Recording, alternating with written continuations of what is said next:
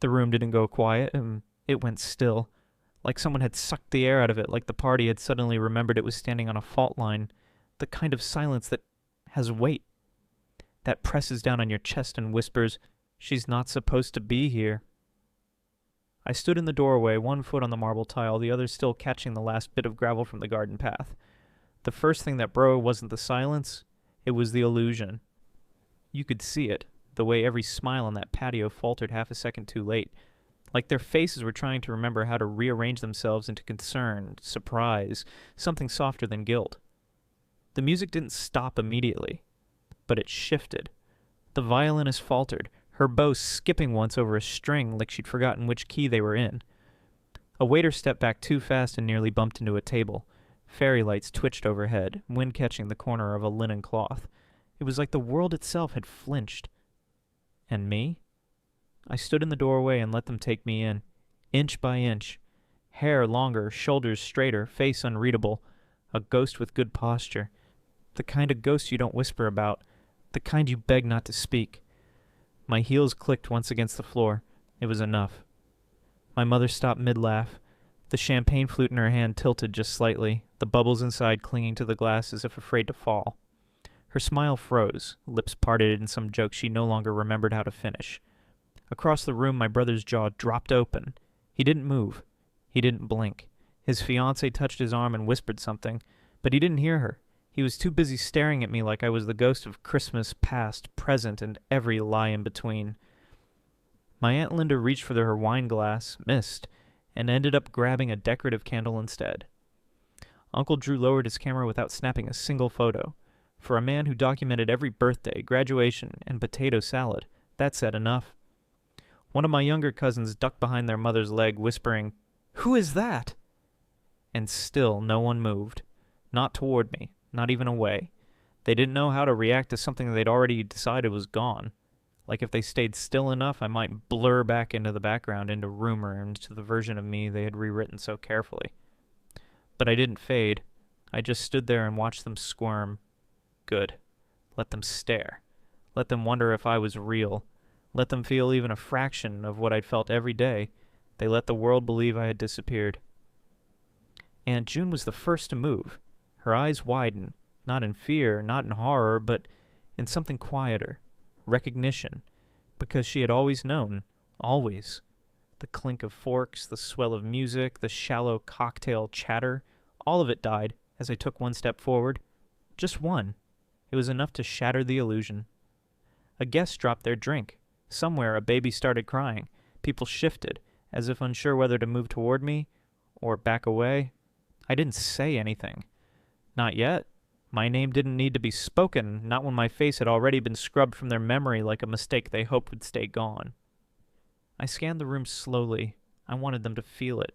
The pressure, the truth pressing against their ribs, the shame they dressed up in the white linen and fairy lights. And then I saw him, my father. He was standing near the buffet table, fingers white-knuckling the edge of a serving tray, eyes locked onto mine. His jaw was clenched so tight I could almost hear the crack of his molars. He didn't blink, didn't speak, didn't move. He just watched me. Like if he stared long enough, I might vanish again. I didn't. My mother broke the silence first. She always did. Her voice was thin, delicate, like tissue paper soaked in vodka. "Evelyn." She said it like a question, like a prayer, like the name itself might undo the years they spent rewriting the story of my absence. I tilted my head, let it hang there, let her squirm. Then I smiled, small, sharp, and surgical. "You told them I ran away." Gasps. A ripple of whispers spread across the patio. Someone choked on their drink. Someone else muttered my name, soft and unsure, like trying it out on their tongue again after too long. My brother took a single step back. My mother's eyes filled with panic, or guilt, or both. Hard to tell. They'd always looked the same on her, but I wasn't watching her anymore. I turned my gaze to the crowd. Friends, family, neighbors, pastors, people who'd once called me sweetheart at potlucks and forgot I existed the moment the casseroles were packed away. They were all here, and I was done being quiet.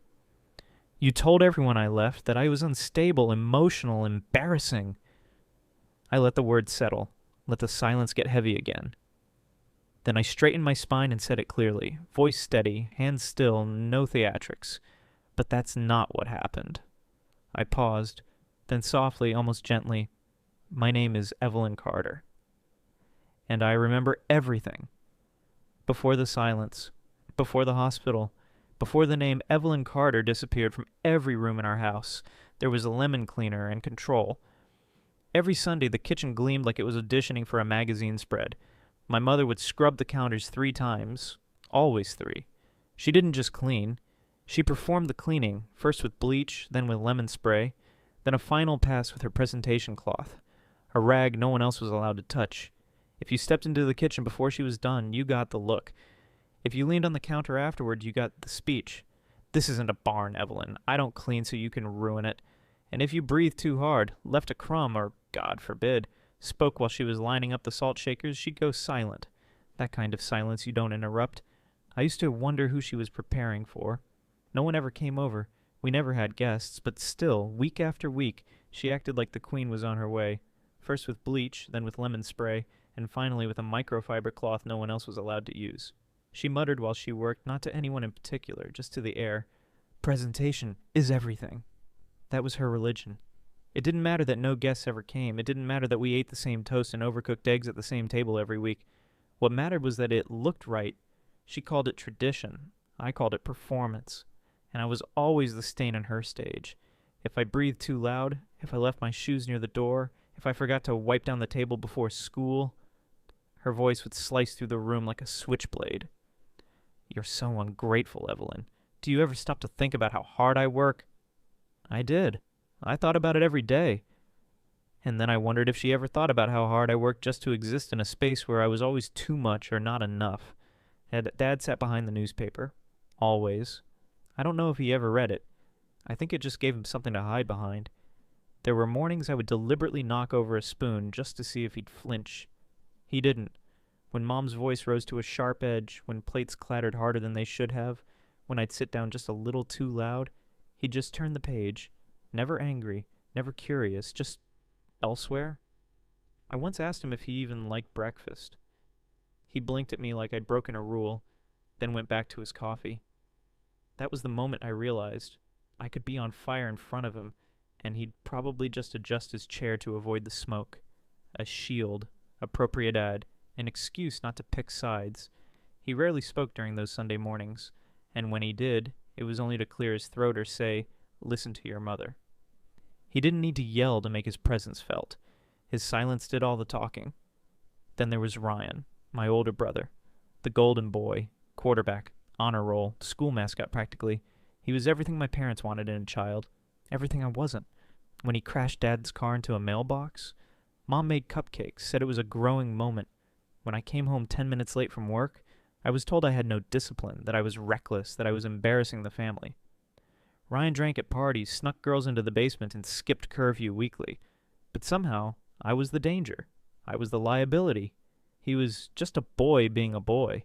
I was spiraling. By 19, I had already learned to keep my head down.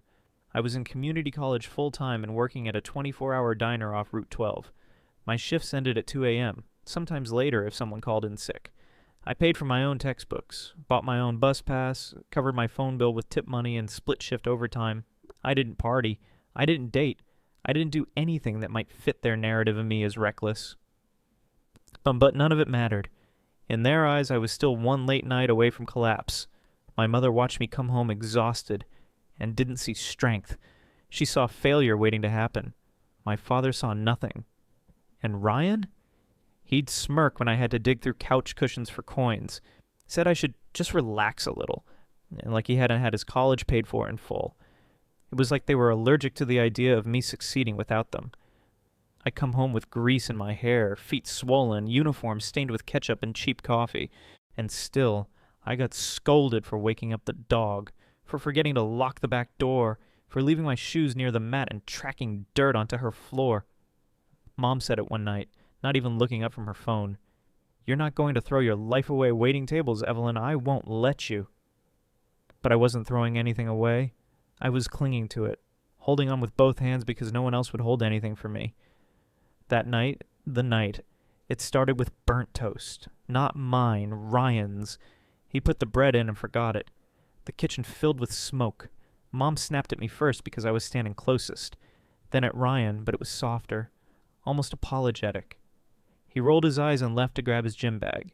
She turned to me and unleashed every frustration that had simmered beneath her perfect countertops. You're pathetic, just like your father's side. The words hit harder than the slap that followed. I don't even remember the sting. I just remember the way the air left the room, like someone had punched a hole in my chest.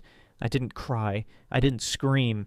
I just grabbed my jacket, stepped outside, and let the screen door slam behind me. The porch light flickered.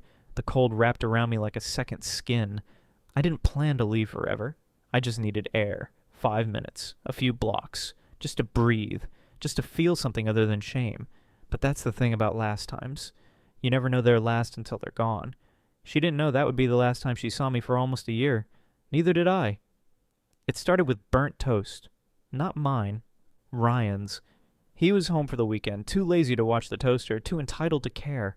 The kitchen filled with smoke just as I walked in, my apron still damp, my body aching from a double shift. The smoke didn't just come from the toaster. It came from the week before when I forgot to refill the hand soap and was told I'd never be able to take care of a home.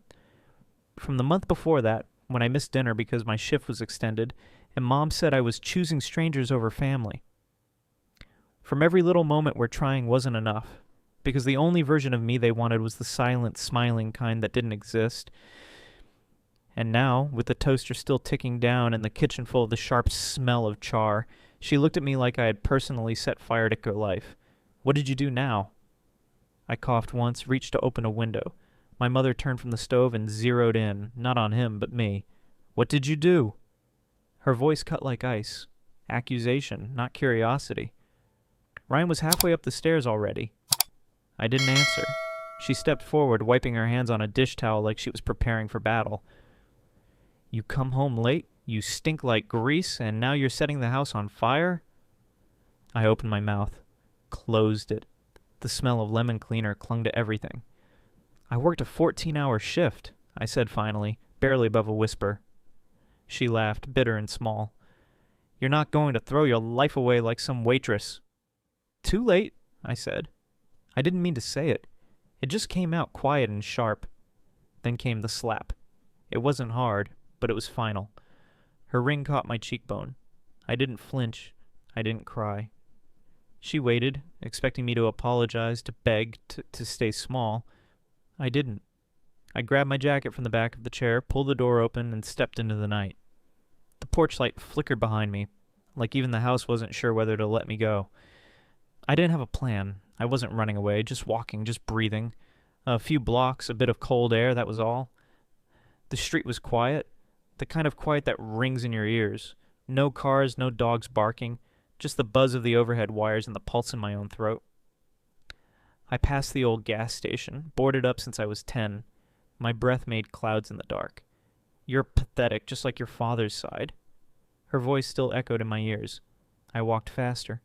The concrete was cracked, uneven. My hands were stuffed deep in my coat pockets. I hadn't even brought gloves. That's when I saw the headlights, too fast, too bright. They turned the corner like a blade. I didn't move. There wasn't time. The world exploded in white. Then nothing. No pain. Just weightlessness. Then cold. The kind of cold that seeps past your skin and straight into your lungs. And then silence. I woke up to a ceiling that was too white, to sheets that smelled like bleach, to the slow, rhythmic beep of something I didn't understand. My mouth felt like it was packed with sand. Wires ran from my arms to machines that blinked and chirped. A nurse leaned over me, blurry at first, then slowly solid. Hey, she said softly. You're okay. You're at County General. You've been out a while. I tried to speak. Nothing came out. She put a hand on my shoulder. Don't panic. You were in an accident. A hit and run. No ID. You've been here almost 3 weeks. 3 weeks? That couldn't be right. Someone would have come. Someone had to be looking. They hadn't.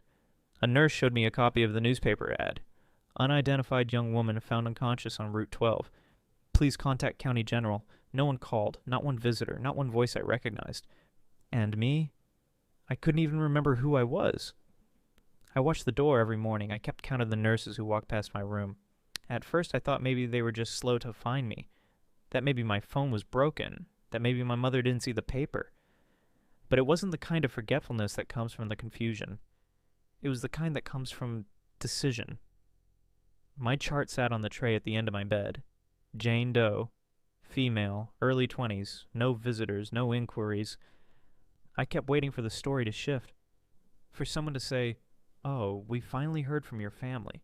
But the only sound was the beep of the monitor and the scrape of plastic lunch trays, and that's when it sank in. I hadn't gone missing. I'd been dismissed. Retrograde amnesia, they called it. Temporary memory loss due to trauma. I remembered colors, songs, the scent of cinnamon toast, but not my name, not my address, not my parents' faces. Some flashes came like dreams. A woman yelling, a door slamming, the feel of cold towel under bare feet. But they didn't line up. They didn't make sense.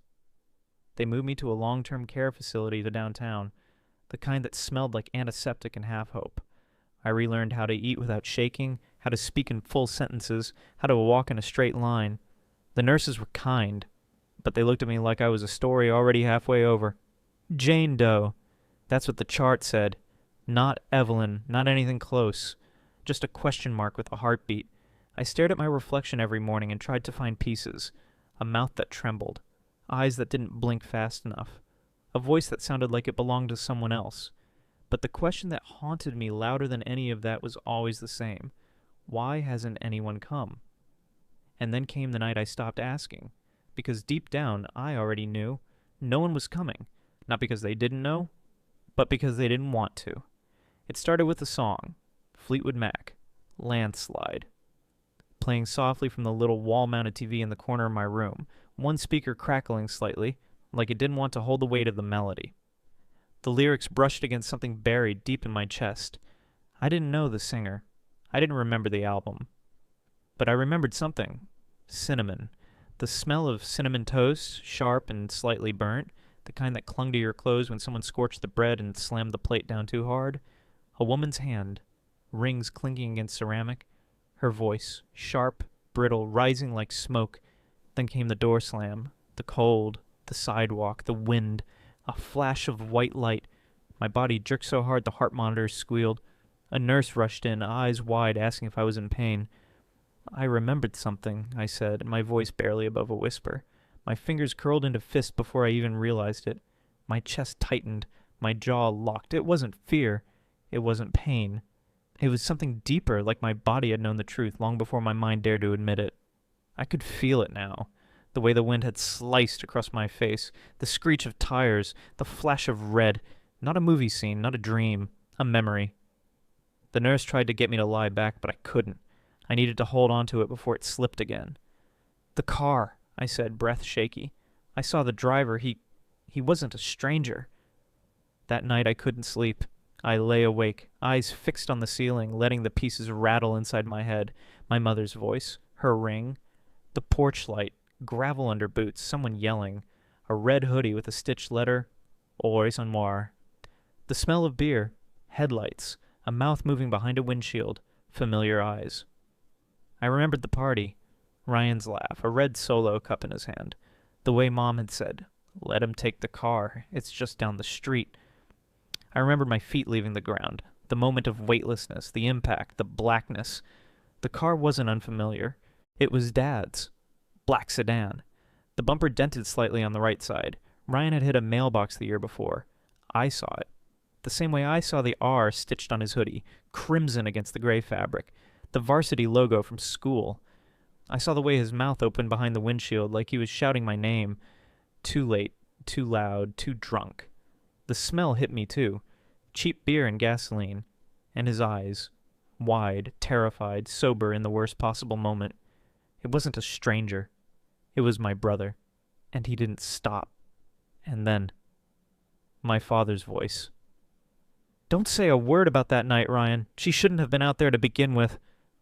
I remembered the couch. I remembered lying on it, dazed and bruised, before anyone called for help. They hadn't rushed me to the hospital. They had waited. They had talked. They had decided.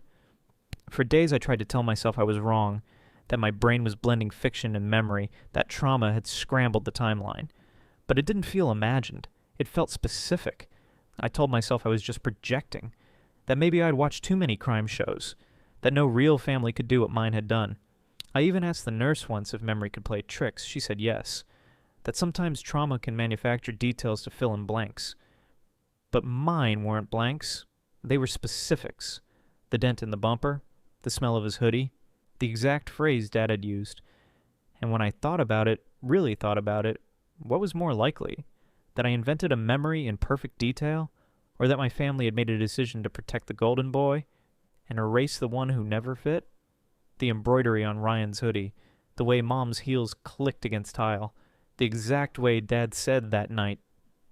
I started writing the flashes down, on napkins, paper towels, hospital menus, every detail, every sound, every flicker of truth. The nurses said it was a good sign, that memory often returned in fragments. They thought I was healing. I wasn't healing. I was uncovering. And what I uncovered didn't bring peace. It brought betrayal. One morning I asked to use the phone. The nurse handed it to me, but I didn't dial. I just stared at the numbers because even now that I remembered my name, I didn't know who deserved to hear it. I was Evelyn Carter. Daughter. Sister. But none of that felt true anymore. Because what kind of family drives away from a hit and run? What kind of family tells the world you ran away while you're lying in a hospital bed? What kind of father looks his drunk son in the eye and says, I can't protect you if this gets out? Mine. That's what kind. The social worker stopped by later that week and told me gently that the hospital had made another attempt to reach out to my emergency contact. She didn't share the response. She didn't need to. I saw it in her eyes, like I'd been orphaned again, but this time with intention. That night I sat up slowly in my bed. My ribs still ached, my legs still trembled, but something inside me had settled. For the first time since the accident, I opened my mouth without hesitation. My name is Evelyn Carter. And then again, louder. I remember. The name tasted strange at first, like something foreign and forgotten. But as I said it again, I felt it take shape in my mouth, solid and sharp, like a blade I hadn't realized I was still holding. I wasn't just remembering. I was returning. Jane Doe was the girl who floated in limbo, waiting to be claimed. Evelyn Carter was the girl who had just decided to claim herself. You'd think remembering would feel like coming home. But it didn't. It felt like waking up in a stranger's bed with your name stitched into the pillowcase. Familiar, but wrong. I knew who I was now. I knew what had happened, but I had no idea what to do with it. The nurses stopped calling me sweetheart. The chart on the end of my bed was updated with my real name. The monitor beeps became background noise again, but no flowers showed up, no cards. The nurse asked if I had family to call. I told her no. She asked if I had a place to go. I said I'd figure it out. But the truth was, I had nothing but the name I'd just reclaimed. Evelyn Carter, 19. No address, no visitors, no one who wanted her back. They were preparing my discharge papers when it happened. No one brought a change of clothes or asked when I'd be discharged. It's strange, being alive and no longer missing, but also not found. I didn't belong to the hospital anymore, but I didn't belong to anyone else either. The nurse asked if I had a family to call. I told her no. She asked if I had a place to go. I said I'd figure it out. But the truth was, I had nothing but the name I'd just reclaimed. Evelyn Carter, 19. No address, no visitors, no one who wanted her back. They were preparing my discharge papers when it happened. Rain was streaking down the windows like the sky was trying to wash itself clean. I was sitting in a wheelchair, waiting for a cab that didn't exist, when I saw her, standing at the end of the hallway, holding a tote bag in one hand and an umbrella in the other. For a second, I thought I was hallucinating. My body tensed like it expected disappointment, but she didn't vanish. She didn't flinch. Aunt June stood there wearing the same raincoat she used to keep in her trunk, the one with the faded floral lining and the broken zipper she always said she'd fix. Her hair was tucked behind one ear, and her eyes, God, her eyes, looked at me like I was still here. Not a headline, not a lost cause, not a ghost. Aunt June, thinner than I remembered, paler, but real. She didn't say anything at first, just walked up to me, knelt slowly like her knees were tired, and looked me right in the eyes. I didn't believe them, she said. Her voice cracked around the edges like it wasn't used to being heard anymore. I didn't believe a word. She helped me up without asking if I could stand, carried my folder like it weighed more than paper. And for the first time in months, I let someone lead me without fear. We sat by her kitchen window while the rain kept going. The table was cluttered. Receipts, a grocery list, a candle that smelled like coffee. It didn't look like a house trying to impress anyone. It looked lived in. I asked questions, June said, her hands wrapped around a chipped mug. They didn't like that. I didn't say anything. I didn't have to.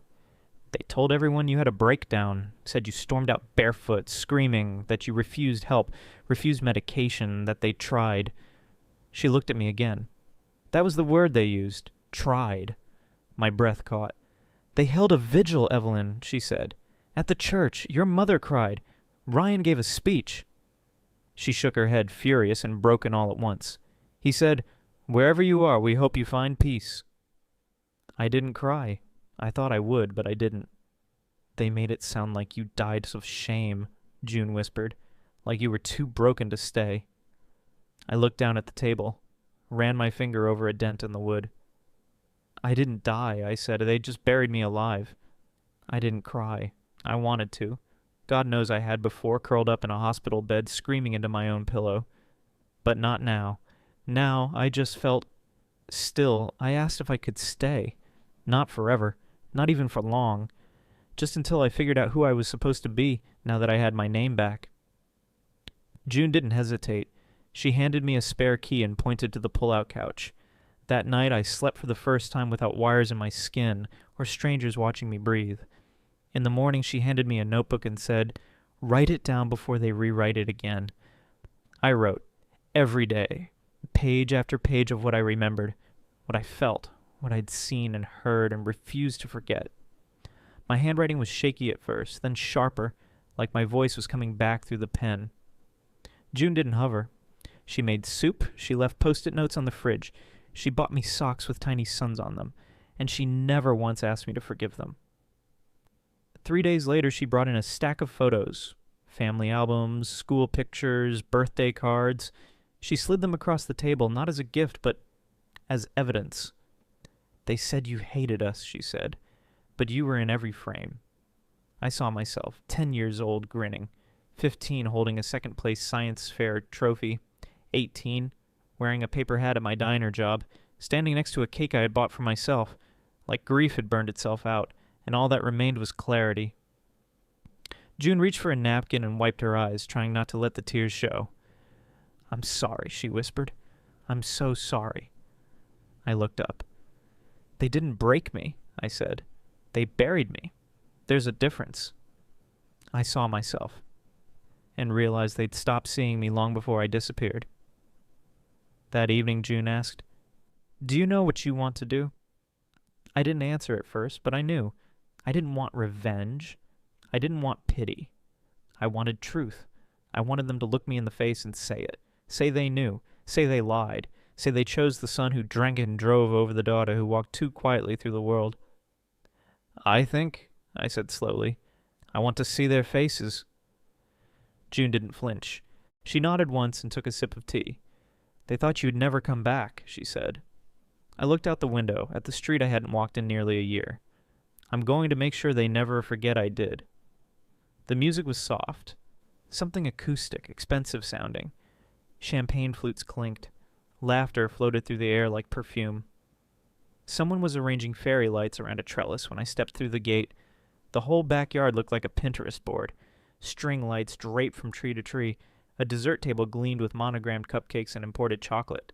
Someone was playing acoustic covers of pop songs on a guitar that probably cost more than my old car. Everyone wore white and beige and smiles. It was the kind of event people post about with captions like blessed beyond measure and surrounded by love. And for a second I just stood there taking it in, thinking, this is the world they built without me, a world where I was never meant to return. June stood just behind me. She didn't say anything. She didn't need to. I had on a dark coat, a plain dress, my hair pulled back, no makeup, no jewelry, nothing theatrical, just the facts, just the body of a girl they thought they'd buried. I didn't rush, I didn't flinch. I walked past a table of shrimp cocktail and a group of second cousins who hadn't said my name in years. One by one, heads turned, a fork dropped. A laugh stopped halfway through a sentence. The music didn't stop completely, it just got quieter, like even the speakers were confused. And then Ryan saw me. And he forgot what he was saying. Ryan was mid-sentence, standing beneath a white linen canopy, holding a glass. His fiancée stood beside him, her hand tucked delicately under his elbow. And honestly, none of this would be possible without the people who raised me to be the man I am today. He didn't finish the sentence. He couldn't. His eyes met mine across the yard, and for a second he just froze, like his brain had lagged behind his body, like it hadn't caught up to the fact that I was real. Then his fiancée whispered something and pulled her hand away. Across the lawn, my mother dropped her glass. It didn't shatter, not really, just tilted, slow motion, and spilled down the front of her blouse. She looked pale, smaller than I remembered. My father went rigid, his shoulders locked, his mouth didn't move. Nobody said anything. Until I did. You told them I ran away. My voice wasn't loud. It didn't need to be. It landed like thunder on a cloudless day. A few people blinked, confused. A woman in the back whispered, "Wait, who is she?" Someone near the dessert table gasped audibly. And my mother? Her mouth opened, then closed again, like she was about to lie and forgot which version she was on. My father gripped the edge of the table. Ryan swallowed hard, but no one moved.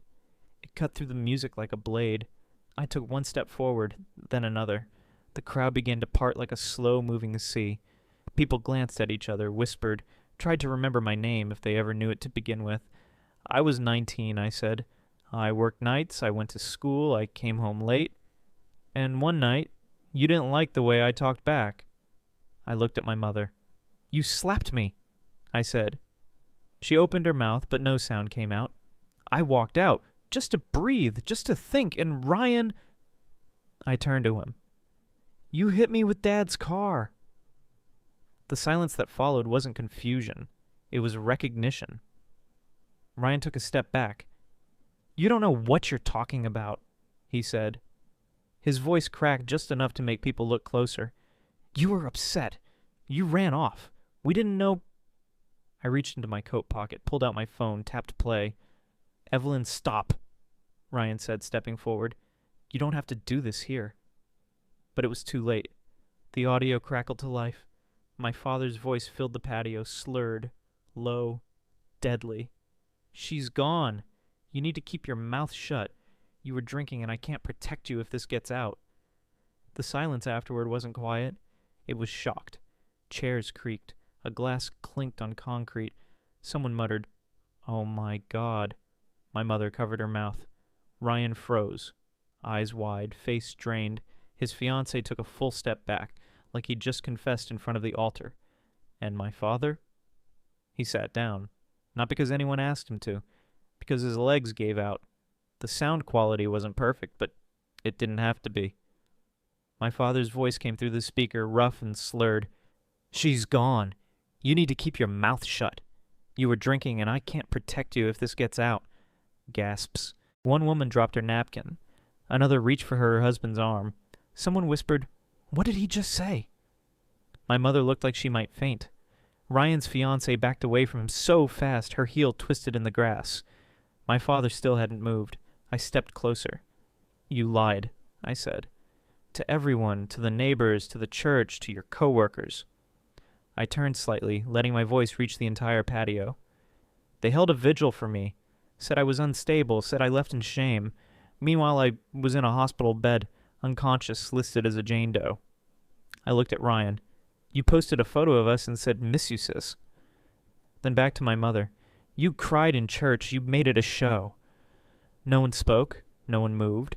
June stood behind me like a pillar, steady and silent. I don't want an apology, I said. I don't want explanations. I held up the phone one last time. I just want the truth to be louder than your lies. And then, before anyone could stop me, I turned and walked out. I didn't look back. Not at the flowers, not at the fairy lights, not at the family I used to call mine. I didn't need to. I had said everything I came to say, and this time, they heard me. I didn't stay to watch the aftermath. No one followed me out. No one called my name. June met me by the car, keys already in her hand. We didn't speak until we hit the main road, headlights cutting through the dark like we were carving a new path in real time. She asked if I was okay. I said yes. It was mostly true. I didn't feel triumphant. I felt free, and that was more than enough. By morning, the video had made it online. Someone had filmed the moment, My voice, the phone recording, the silence that followed. It bounced from inbox to inbox, from a book clubs to school boards. Some believed it instantly, some argued, some made excuses. She's just bitter. There are two sides to every story. Maybe it was an accident. I didn't respond. I didn't have to. Let them talk. I already said what mattered. Ryan lost his coaching job. My father was questioned. My mother vanished from her usual Facebook prayer circles. They tried to fix the narrative, but the house of cards had already fallen. 2 weeks later, I signed a lease in a new city 3 states away. A small apartment with crooked floors and sunlight that poured in every morning like it had a purpose. I unpacked slowly, box by box, drawer by drawer. There was no yelling behind the walls, no slammed doors, no eyes rolling when I burned toast. The silence didn't scare me anymore. It felt earned.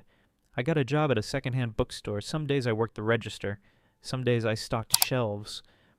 On Thursdays, I led a writing group for teenage girls at a youth shelter down the street. The first time one of them asked, "What if your family just doesn't want you anymore?"